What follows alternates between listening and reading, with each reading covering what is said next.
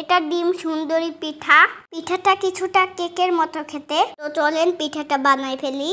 প্রথমে একটি ডিম ভেঙে নিয়েছি আমরা। পিঠাটা ডিম দিয়েই বানাইতে হবে। প্রথমে ডিমটা ভেঙে বাটিতে নিয়ে নিলাম আমরা।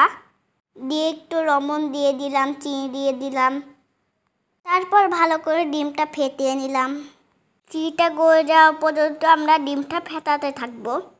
তারপরে আমরা এখানে কিছুটা ময়দা দিয়ে দিব। তারপরে ময়দাটা ডিমের মধ্যে মিশ্রিত করে নিব।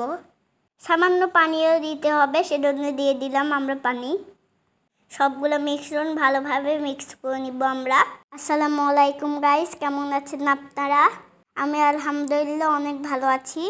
তারপর আমরা আরেকটা ডিম ফেটিয়ে নিলাম। ডিমটার মধ্যে একটু লবণ দিয়ে ডিমটা ফেটিয়ে নিলাম। দিয়ে কড়াইয়ে আমরা ডিমটা একটু ভেজে নিব। তো ডিমটা আমরা কড়াইয়ে দিয়ে দিলাম। ডিমটা একটু বড় করার চেষ্টা করবেন আপনারা, আর একটু লম্বাও করবেন। পলটায় পলটায় লম্বা করে নেবেন। পাটিসাপটা পিঠার মতো করে ডিমটা নিয়ে নিতে হবে। তো আমরা এভাবে কিছুক্ষণ আমরা ডিমটা ভেজে নিলাম। এপাশ ওপাশ করে ভালোভাবে ভেজে নিলাম।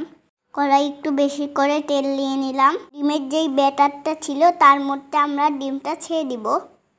ডিমটা এদিক ওদিক করে মাখিয়ে নিব ভালোভাবে। তেলে ভাজতে হবে ভালোভাবে। তো তেলের মধ্যে আমরা পিঠাটা দিয়ে দিলাম। তো ডিম সুন্দরী পিঠাটা আমরা ভালোভাবে এপাশ ওপাশ ভেজে দিলাম।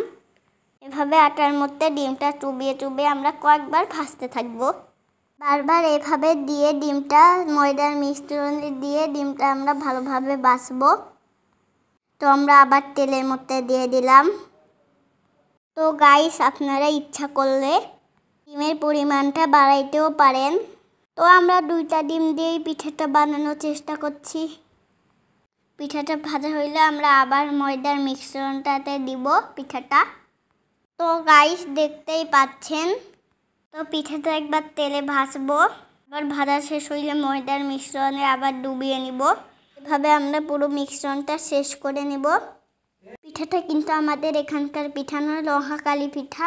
মহাখালীর ডিম সুন্দরী পিঠা সবচাইতে পছন্দ এবং বিখ্যাত পিঠা। তো পিঠাটা অনেক মজার একটা পিঠা। গাইস দেখেন, পিঠাটা মোটু হয়ে গিয়েছে অনেক। তো আমরা মোটু পিঠা পিস পিস করে কেটে নিচ্ছি। তো পিঠাটা কিন্তু অনেক মজার, আপনারা একবার হইলেও ট্রাই করে দেখবেন। আমার তো অনেক ভালো লেগেছে পিঠাটা। অনেকটা কেকের মতো খেতে ছিল পিঠাটা। তো দেখেন, ভিতরে ডিমটা দেওয়ার জন্য দেখতে অনেক লোভনীয় লাগছে। পিঠাটা ভালো লাগলে অবশ্যই কমেন্টে জানাবেন। আল্লাহ হাফেজ।